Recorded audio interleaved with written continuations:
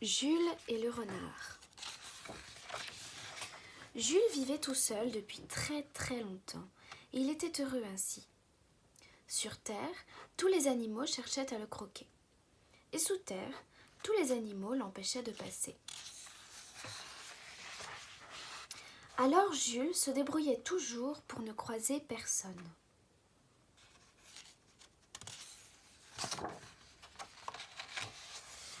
Il savait comment éviter les lapins, les taupes et les blaireaux. Il savait où se cacher pour ne pas être repéré par la fermière et son chien. Il savait quelle branche attraper d'un bond pour échapper à la chouette vorace et rentrer chez lui sain et sauf. Mais Jules ne savait pas que quelqu'un le surveillait. Ce soir-là, un renard rusé et malicieux s'approcha de chez Jules à pas feutrés. Et soudain, il se jeta sur sa fenêtre et passa au travers. Le renard montra les dents, glapit et grogna, mais il ne put atteindre Jules. Il était bel et bien coincé.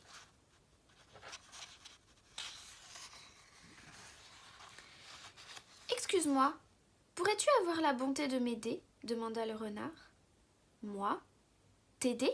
piailla Jules. « Hé, mais tu voulais me dévorer ?»« Allons donc, mentit le renard, je passais simplement voir si tout allait bien. »« Non, ça ne va pas bien du tout.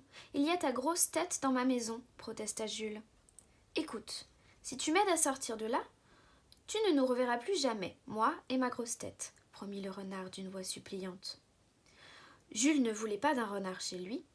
Il vint donc à son secours. Jules tira le renard par la queue, poussa sur son museau, agrippa ses oreilles, mais il ne bougeait toujours pas. Quand arriva l'heure du dîner, Jules eut pitié du renard et de ses yeux tristes et affamés. Alors il partagea avec lui ce qu'il avait. Ils mangèrent et bavardèrent jusqu'au milieu de la nuit. Le renard trouva bien plus agréable de manger avec Jules que de manger Jules. Et Jules trouva qu'avoir un invité n'était pas si mal finalement. Le lendemain, Jules essaya une nouvelle technique. Et après quelques efforts, le renard fut délivré d'un seul coup. « Merci, dit-il avant de disparaître dans la forêt. Alors Jules se retrouva tout seul. Et, comme toujours, il était heureux ainsi. Il évita les lapins, les taupes et les blaireaux. Il se cacha pour ne pas être repéré par la fermière et son chien. Malheureusement, il rata la branche grâce à laquelle il échappait à la chouette. Jules n'allait peut-être pas rentrer chez lui sain et sauf cette fois. Mais Jules ne savait pas que quelqu'un le surveillait. Le renard rusé et malicieux s'approcha à pas feutrés et avala Jules tout rond.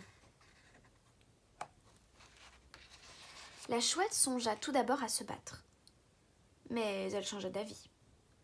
Le renard attendit un moment et il ouvrit sa gueule en grand. « dit-il. « Comment ?» demanda Jules tout trempé. « Maintenant, nous sommes quittes, » répéta le renard en souriant.